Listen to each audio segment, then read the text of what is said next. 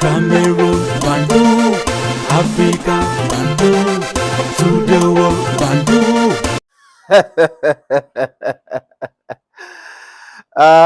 Your Bamenda man, your Ikuna man, your Gi man, your Pakri man. I'm proudly so your anglophone brother. You're welcome on this platform. Viens noter quelques informations ici, les amis. En fait, c'est quoi?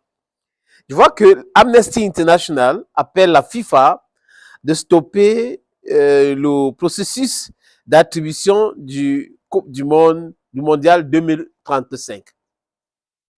Oui, Amnesty International, cette organisation qui lutte contre les abus faits aux êtres humains, l'équité, le respect des droits de l'homme, c'est ça Amnesty International. Comprenez pourquoi il fait ça, les amis, entre guillemets. Parce que souvent, leur rapport est terrible. Bref, ils s'attaquent aux faibles, aux plus forts, généralement. Ils font des rapports, mais ça ne connaît pas la même publicité, la même communication autour. Il y a beaucoup de pays qui ont organisé les Coupes du Monde. Aux États-Unis, il y a la peine de mort. J'ai dit, il y a la peine de mort aux États-Unis d'Amérique. En 2026, le Canada, les États-Unis d'Amérique et le Mexique vont organiser la Coupe du Monde. Amnesty International ne fait pas la même publicité pour cela. En Afrique du Sud, en 2010, on connaît la difficulté dans ce pays où une minorité a pris en otage l'économie. Amnesty International n'a pas dénoncé cela. Je prends quelques exemples. Ils ont essayé de faire leur truc au Qatar en disant que les règlements intérieurs de la FIFA disent ceci, disent cela. Mais au Qatar, il y a eu la Coupe du Monde. Ça veut dire que l'argent est plus important que ce bruit-là.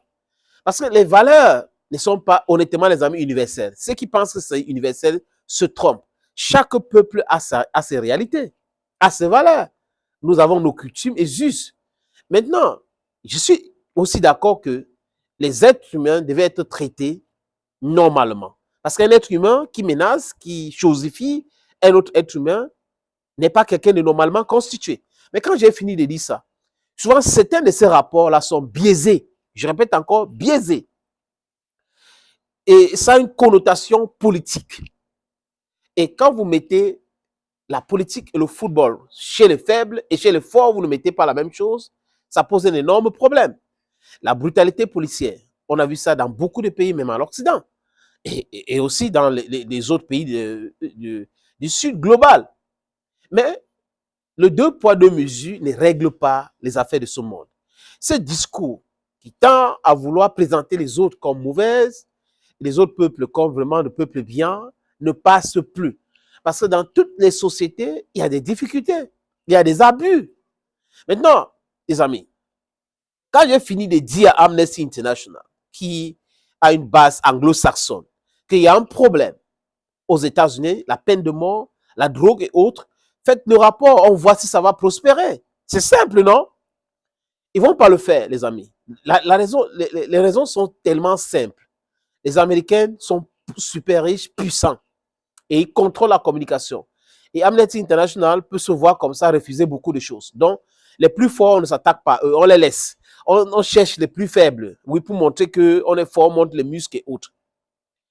Amnesty International, sur la Coupe du Monde, qui sera organisée en 2030, au Portugal, en Espagne et au Maroc, a essayé de dire des choses, pas au sujet du Portugal ou de l'Espagne, mais au Maroc, que les relations extra-conjugales, ce sont des relations qu'on permet là-bas, et c'est pas condamné, la polygamie, voilà ce qui les intéresse. Mais la société marocaine est pour la polygamie. C'est qui Amnesty International pour venir dire relations extra-conjugales, polygamie, gna, gna, gna. Par rapport à quoi? Donc, il faut prendre les valeurs des autres, imposer chez les autres. C'est un peu ça. Si en Espagne, on condamne les relations extra-conjugales, au Portugal, on fait la même chose, au nom de quoi vous allez penser que en Centrafrique, au Tchad, au Niger, au Mali, en Algérie, au Maroc, on doit respecter exactement la même chose. Nous avons nos différences. Et c'est ça qui fait la beauté du monde. Les valeurs ici ne sont pas les mêmes valeurs là-bas. Les réalités culturelles ici, ce n'est pas les mêmes réalités culturelles là-bas.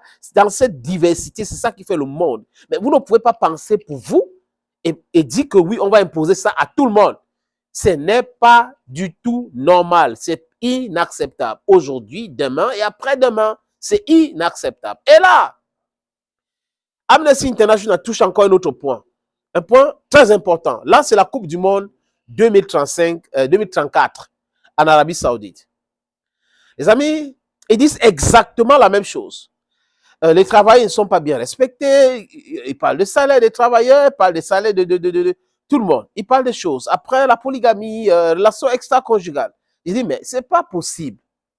What are we talking about here? Why do you think your values are universal? We don't have universal value. You cannot impose the values of Americans, the value of Europeans to Africans. You can do the same to Asians. It is incorrect. In the Middle East, it's not the same value. We need to respect the diversity of each culture, each people. That is what makes this world a world. But it's not a uniform way of thinking. You say, okay, we are uniform here. We do this there, we do this there. So the others should follow us if they want to be civilized and all that. No, civilization has its diverse connotation, diverse way of understanding it. It is not a unique something. Quand j'ai fini de dire ça, les amis, vous, Amnesty International, vous avez fait le même rapport au Qatar, vous vous rendez compte que ça n'a pas marché, ça n'a pas prospéré. La FIFA est allée organiser ces choses. Vous êtes en train de dire la même chose concernant la Coupe du Monde 2030. Le seul pays qui vous pose un problème, c'est le Maroc.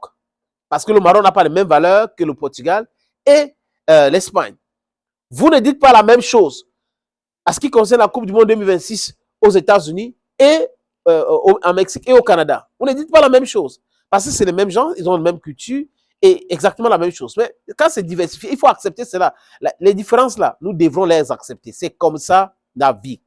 C'est comme ça exactement la vie. On ne peut pas, il fait chaud, on ne peut pas vouloir imposer nos valeurs à tout le monde.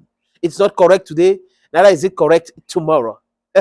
La FIFA va se réunir, du coup, à Lisbonne le 11 décembre, le mois prochain, pour désigner officiellement les pays qui vont organiser la Coupe du Monde 2030 et 2034. Donc, Amnesty International vient maintenant pour essayer de mettre la pression pour faire quoi? Il n'y a pas de pays qui vont organiser. En 2036, c'est fini, c'est l'Arabie Saoudite. Et en 2030, c'est l'Espagne, le Portugal et le Maroc. Et nous, on a l'occasion, on a ce détiné. Bye bye for now.